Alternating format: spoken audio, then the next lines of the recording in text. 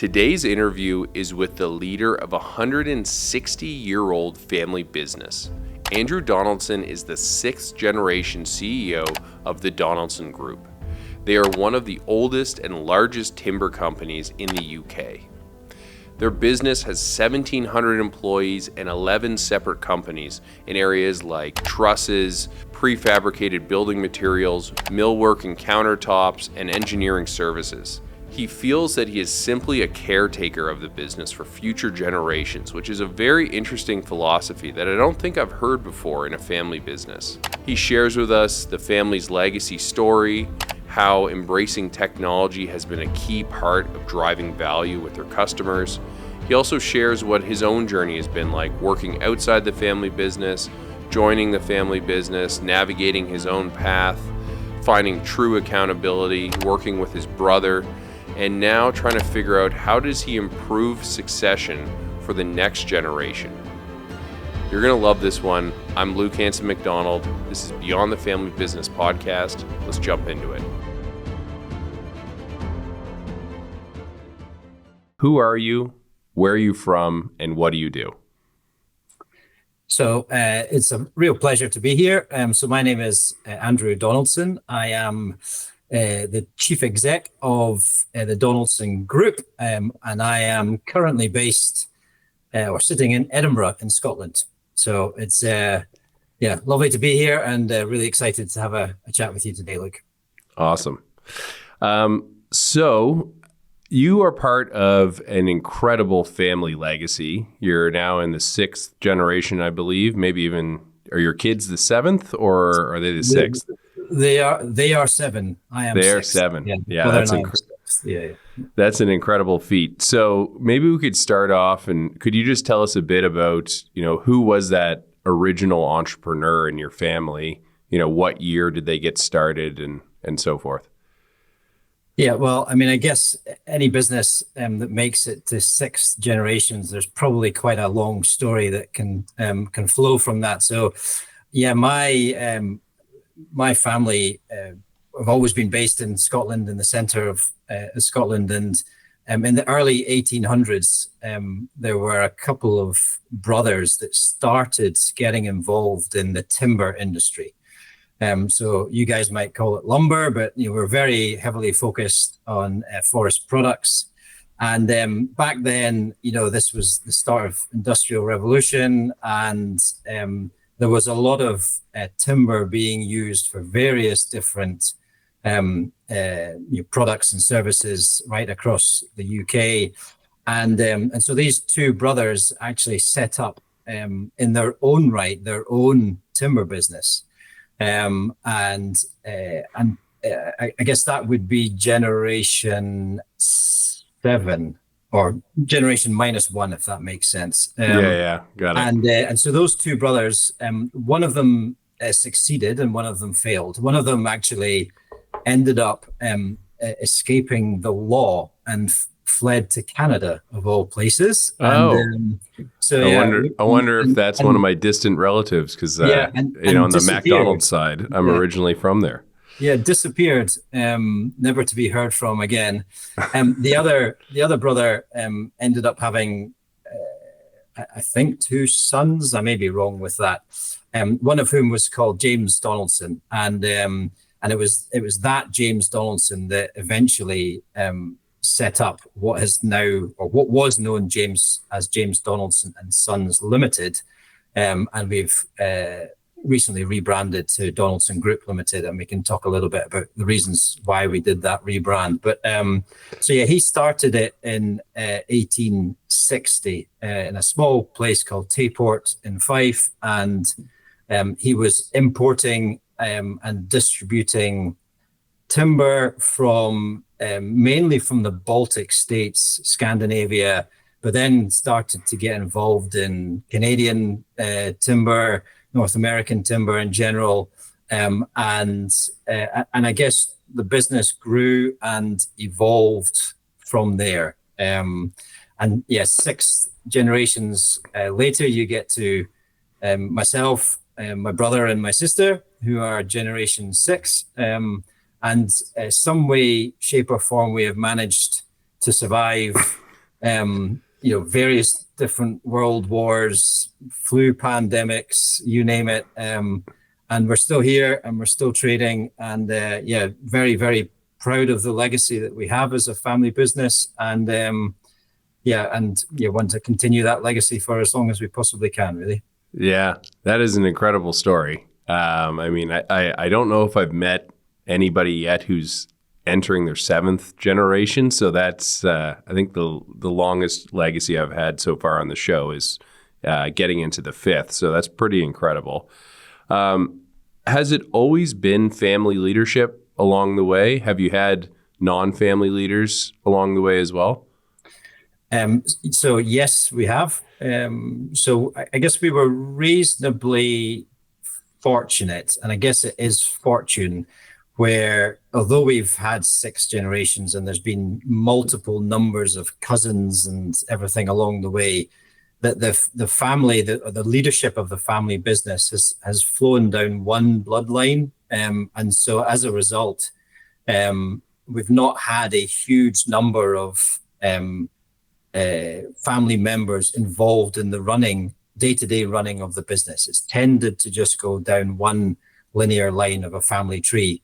And so that comes with it, positives, but also comes with it challenges. And so my father, when he was responsible for running the business, he took over in the mid-70s, I think it was, and for many years ran the business. And he got to the point in 2010, 2011, where he wanted to go and do other things. His interest kind of broadened a little bit. And I guess probably he had maybe lost a little bit of motivation for really driving the business forward. He felt as though he'd done his bit, if that makes sense.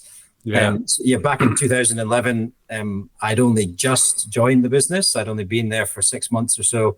My elder brother, had been there for a few years longer than that. But at that time, neither him nor I were ready to take over the running of the business. And so we had a long-standing, trusted employee who'd been with the business for many years, who took over as the chief exec from my father for the best part of a decade. So yeah, we have had and I'm sure that in the past there have been other examples of that, but not that I'm aware of at least. But so we have had a non-family member running the business, but it's mainly been a family member that's been responsible, I guess, for the operation. Yeah, which is incredible to have that many.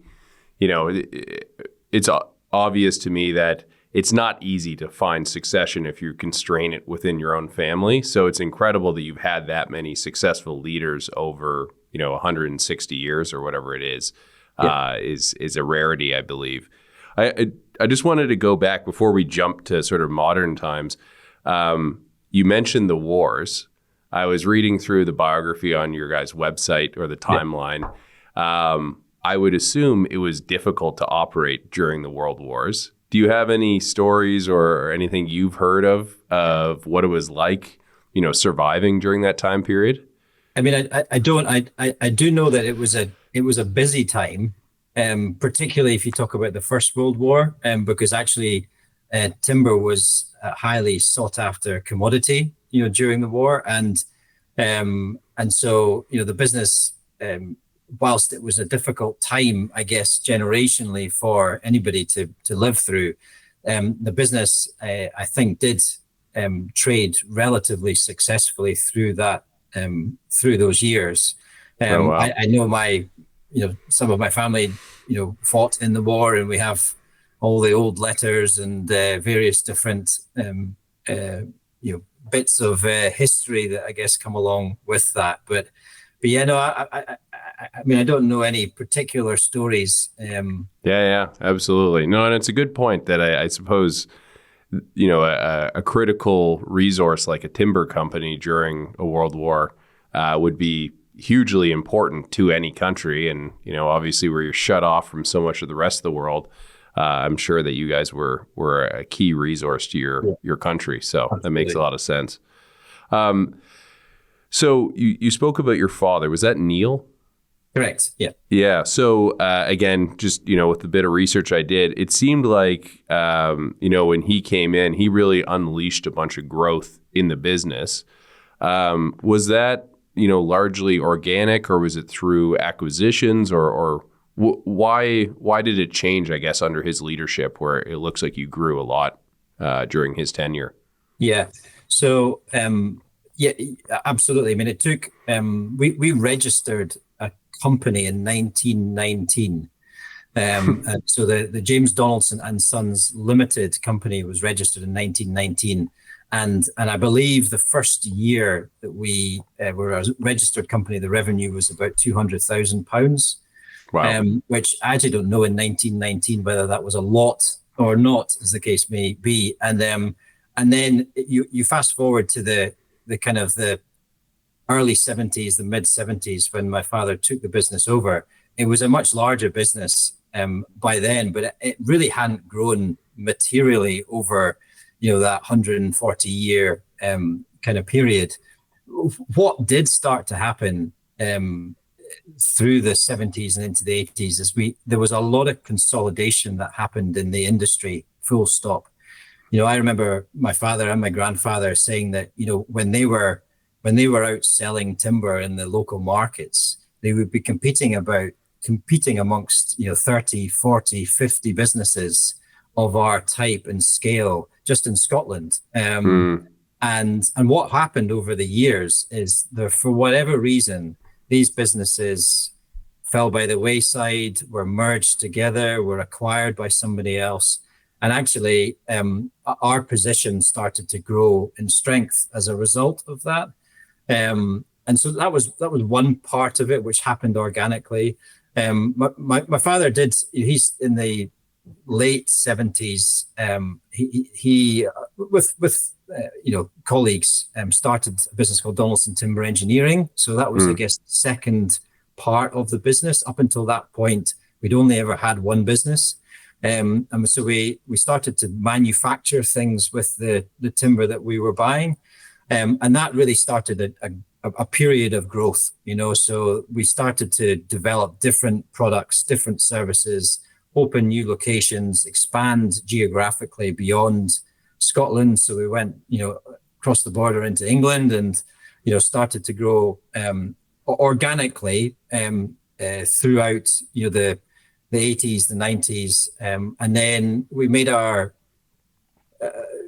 first kind of material acquisition in early 2000. And I guess the business just then grew and developed from there, where when my father, stopped running the business, for want of a better phrase, and handed the reins over to my predecessor, the business was doing in the region of 100 million, something like that, 100 million pounds sterling. And then, so he'd taken it, he'd grown it tenfold, really over his tenure. And then, as things develop, your reputation becomes, better known. My father, my grandfather, both were involved in trade associations within the UK. So that the brand, the Donaldson name, became well known in the timber industry. And I guess things just evolve and develop from there over years, and so he was definitely integral in really kickstarting the growth trajectory that business has been on. That's for sure. Very cool. And one of the things I read in an interview that I found that you did recently was you were talking about the importance of technology. And I also saw that, I think it was in maybe the 60s, you were the first Scottish company to have a forklift truck. Which is kind of hilarious to think about because there's, every business has one now, but presumably that was, fairly cutting edge of that time. Yeah. I know that you have invested a lot in technology. So maybe could you talk a bit about the importance of technology in your business and what that looks like from your perspective? Yeah. So, I mean, I guess I can just talk from when I joined the business. So I joined in 2010 and had worked outside the business prior to that. And so I joined in 2010 and we work in forest product industry. It still is a very traditional industry. You know, we are a business. I know it sounds like a cliche at times, but we are a relationship business. We deal with people who we have dealt with for decades and decades, and you have really strong friendships. So we are a traditional business in a traditional industry, but I think, how do we differentiate ourselves from everybody else, and how do we try and ensure that, you know, Generation 6 does move on to Generation 7 and on to Generation 8? And for me, that's all about progression. It's all about not standing still. It's all about, you know, ensuring that you remain relevant to your customers, whoever they may be now or whoever you think they're going to be in the future. And so, yeah, we've spent a lot of time over the past 10 years using technology as an enabler for the business, you know, so looking at, you know, standardizing ERP systems, you know, all the kind of basic things that a business has.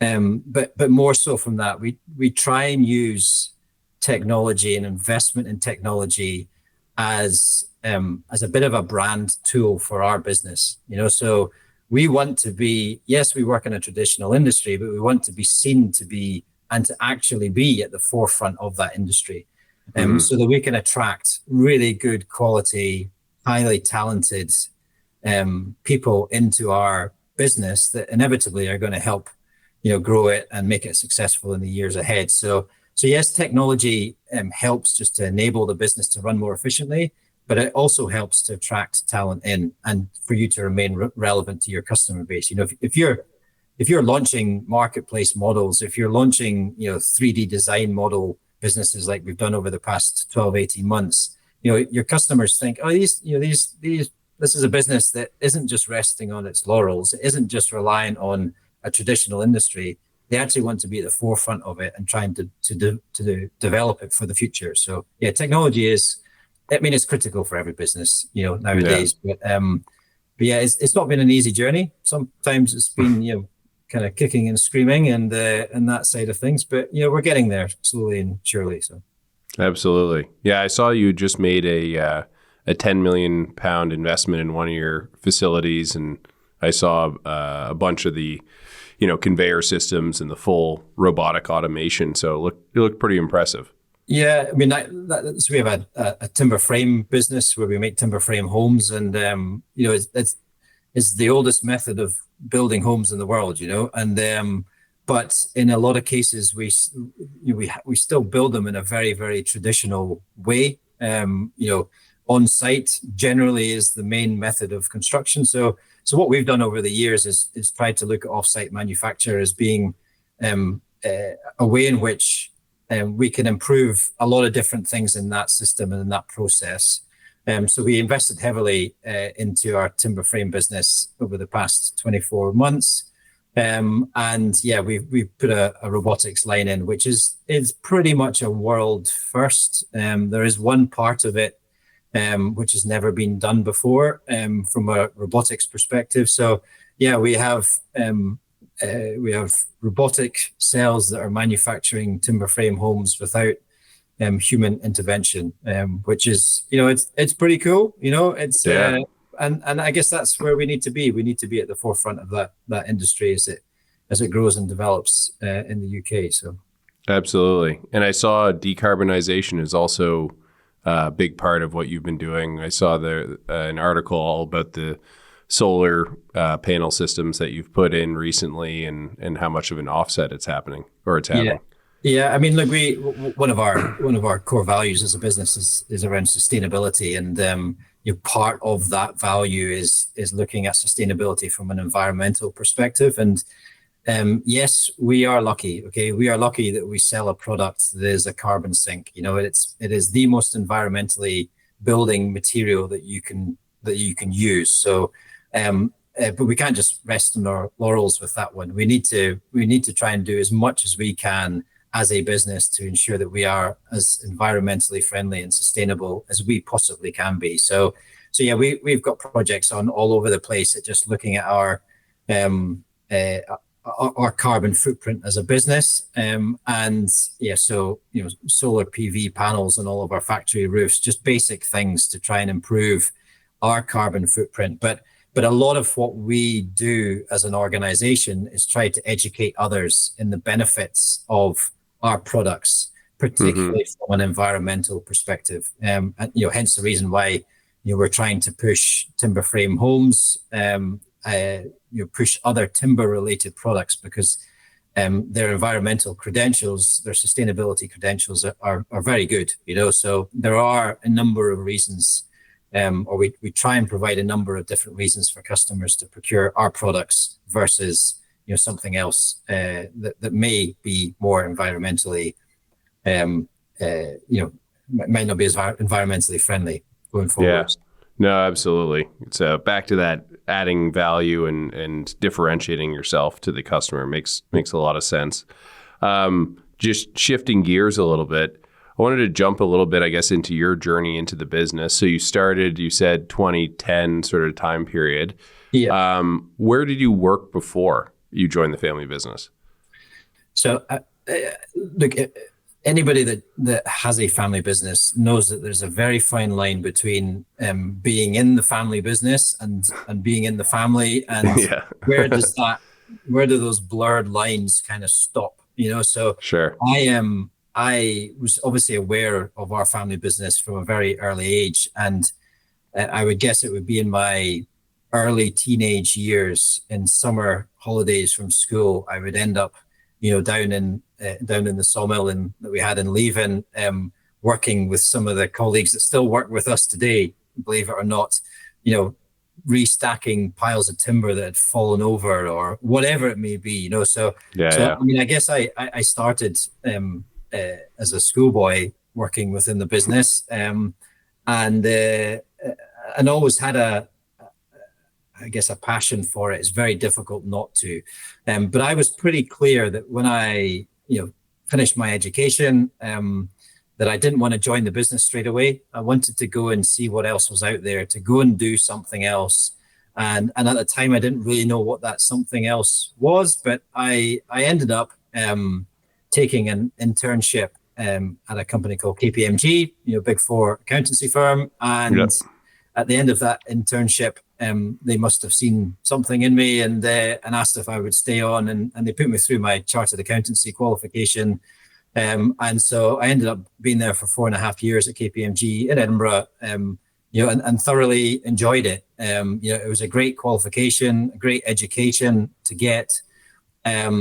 But I fundamentally knew that working in a big organization like that was never going to be for me personally. And so I ended up, once I qualified, I ended up leaving and joining the family business. And I bizarrely had one stipulation that was I would join the business as long as I had nothing to do with finance, and that was, I guess, might sound a bit perverse, but I didn't want to join in finance and spend the next 20, 30 years of my life working in finance. I wanted to do other things. And so I joined the business in 2010. As I said earlier, my brother was already working within the business. He joined a few years earlier than I, and my sister. We have a younger sister. She's a midwife. She's not involved in the business per se. She doesn't work within the business. She helps in some of we have a company charity, and she helps in our charity committee in the business. And so that's the three of us as generation 6 within the business. And then I've done lots of jobs, over the years, all of which have been really fascinating and interesting. And within the business, what roles did you play prior to stepping into the president or the CEO role?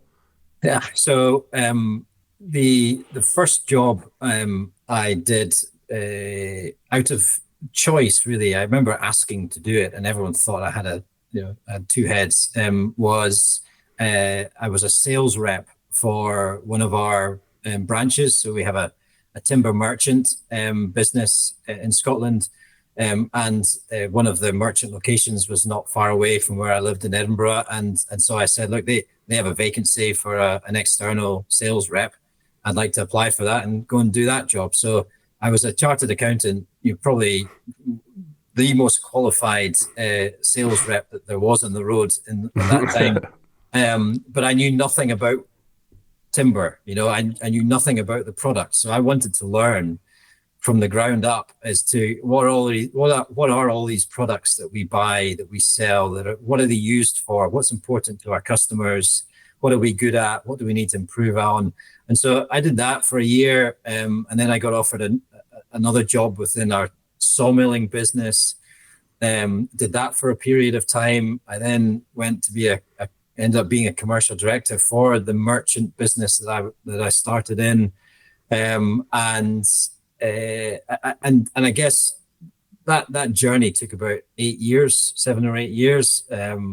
I worked at a failing business that we had down in England, and ended up closing that business down. So I good breadth of experience, and I hope over those years and reflecting back on it, I probably wasn't given the easiest of jobs. It's always that challenge where, how do you deal with a family member? Do you give them an easy ride, or do you give them a really difficult ride? It's probably one or the other. And so at times, I had a stable business that I was working in, and other times a very unstable business that we ended up having to close. We couldn't turn it around. So. And eventually I got suckered into finance, and ended up being the group finance director for a couple of years. And then when my predecessor decided he was wanting to leave the organization, I got asked if I would take over at that stage as the CEO of the group. And that was in March. I took over in March 2020. So if you reflect. Oh, wow. 2020. So, literally at the start of COVID. It was right at the start of COVID. So, interesting time to take over. It certainly was. Yeah. So I'm sure the experience of, getting to work your way up through the business was great for you personally, but also was an excellent way to learn the full spectrum of what is a very complex business that you have. Was that proactively planned out by your father or by your family, or did it happen sort of randomly? I would like to think it was planned, but it was definitely organic. It was definitely, I have a very different skill set to my brother. He has a lot of really good qualities that are different from my qualities, and so the two of us kind of worked our way organically through the business, taking advantage of opportunities when they were presented to us, and really just developed from there. So yes, there was definitely a succession plan of sorts, but it definitely wasn't as black and white as it probably should be, or at least black and white when you start off on that journey. So succession planning it's one of the minefields of family businesses, and we generation 7, the eldest is 17 and the youngest is my daughter who's 4, and so we are planning generation 7 already. We have been for a couple of years, just and that's not just about education, but it's more around culture and being close together with all their cousins. Family dynamic is such an important thing as you think about succession going forward. Structure, equity, all these kind of things that just need to be thought through in a time where you can think about them in a positive light, rather than waiting until there's an issue and then having to try and deal with it under some other circumstances. Succession. As I said, I would hope there was some plan in it, but I'm not convinced there was, to be honest. So there's room for you and your brother to improve on how it works going forward. Exactly, and that is what we are trying to do. We have this saying, as I'm sure many other businesses do, that as Generation 6, we are only custodians of the business. Our responsibility is just to use our time within the business to pass it on to the next generation in a stronger way, in a stronger position as we possibly can.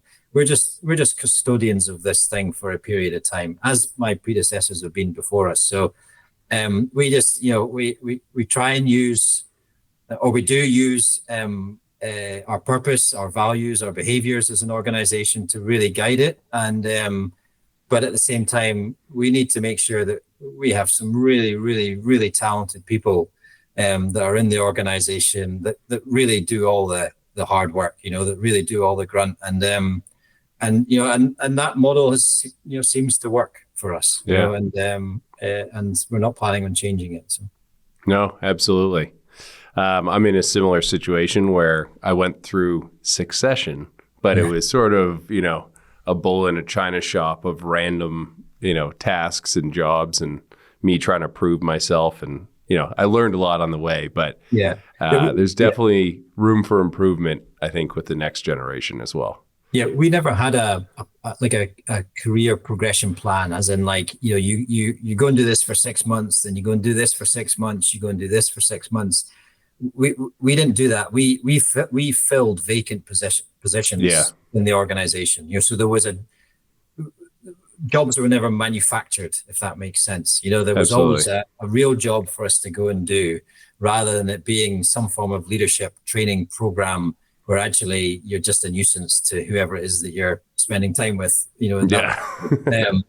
And so that's how it kind of happened organically. And look, whether that's right, whether that's wrong, it's the way that we did it. And certainly for Generation 7, that's the way that we are planning it as well as.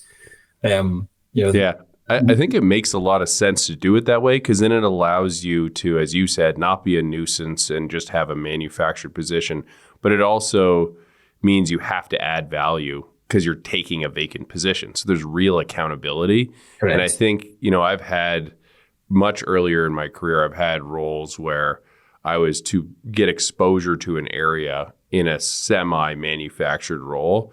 And I really didn't like it because you end up feeling like you're in a limbo. The accountability is not clear, et cetera. And I think what you've described is, like, in my experience, all of my biggest learnings have come from when the buck stops with me and I have real accountability for something.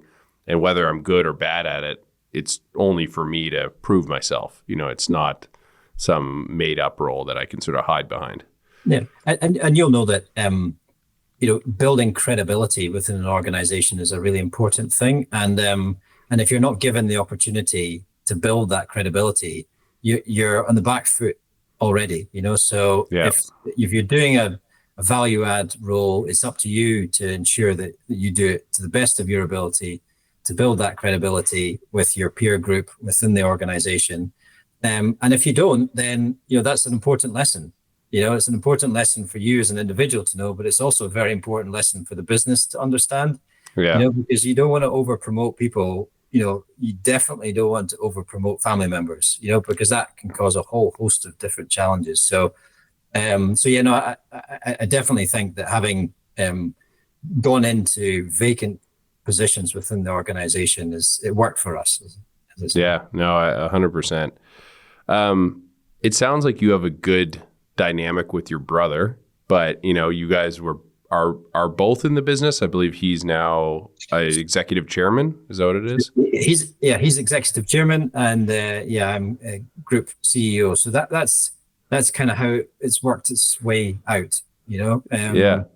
How has that relationship been over time? Was there competition when you were both in the business, or is it, has the brotherly family relationship always sort of come first, and so you've worked through that? Or so the family relationship has always come first, but as I said, that there's a very blurred line between family relationship and relationship with the business. So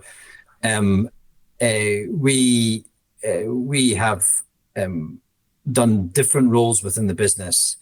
In so much as the organization is large enough that we've never really competed. We've never really worked together. We've not worked in the same business as each other. So, that kind of helped, I guess, in a way where we weren't competing directly against each other. And then, over, a decade of working together, and working within the business, we understand and the business understands where our strengths are and where our weaknesses are. And Mike's strengths are very, very different to my strengths. And so we I think just naturally fell into the roles in which we are doing. So he does a fantastic job as the exec chairman of the business, that kind of statesman of the business, working with a wider range of stakeholders, shareholders. He does a lot with kind of employee engagement, that side of things. And then he leaves the running of the business to me. So all the commercial, all the operational things, on a day-to-day basis, all sit on my desk. So that's the way that we've divided it up. But that wasn't divided up for the sake of dividing it up. It was divided up because that just naturally fits in both of our abilities, both of our kind of capability, and at the end of the day, our desire and what it is that we want to do as well. So we're brothers. We compete with each other all the time, but it's I hope it's in a good way. It's certainly never in my case been in anything other than that. It's not been negative. Absolutely. So we're coming to the end of our time here, and the last question I wanted to ask you was a little bit less to do with family business and more to do with current affairs. I read an interesting article or blog post you put on your website recently called "Difficult Times Ahead, but the Green Shoots Will Grow." Over here in Canada, we're going through very similar challenges that you are in your country, and I think many countries around the world are experiencing. What is your outlook for the UK housing market, and I guess maybe just the new government that's come into place as well? Wow, that's a big question for the last one. Look, we've had. I always try and keep politics out of business. The two never mix well, and that and football or soccer, as you would call it, exactly. Those two things and business, just keep them apart. And from a political perspective, we have a new government, that came in the summer, and the country needed change.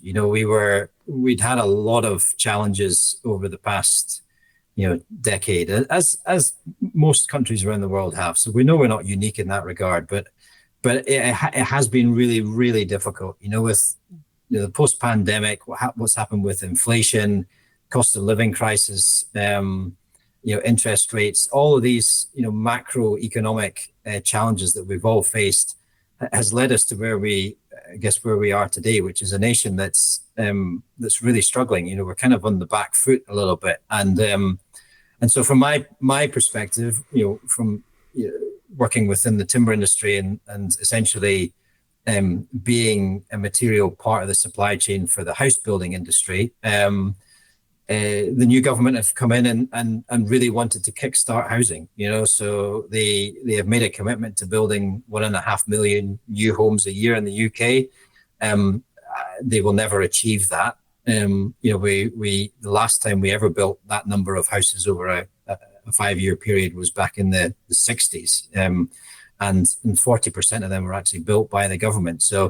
They at least have the right intention. So they are trying to open up opportunity. They're trying to grow the economy. Whether or not they're going to be capable of doing it, only time is going to tell. It's difficult. Our inflation just got announced yesterday. We're down at 1.7%, which is the best it's been for a long period of time.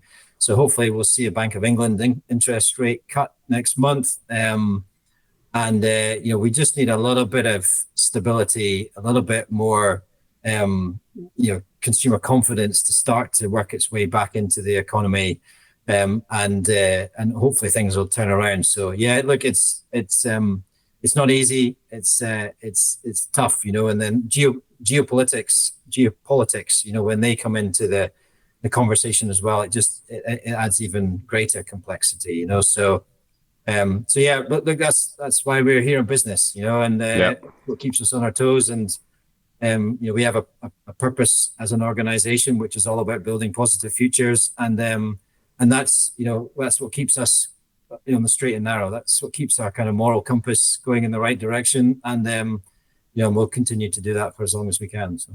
Very well worded, and very good job of walking the tightrope of not saying anything offensive politically.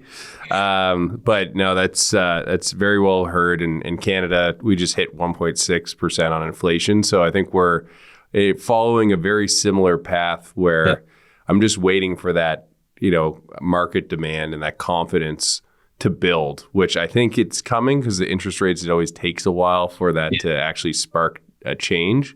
Our government's also announced an insane amount of housing, which won't happen. But regardless, they're trying to do it the right thing. So hopefully the next year is a much brighter year for yourself and your business. So I wish you all the best, sir. Yeah, if you need any timber frame homes, you know where to come knocking. So 100%.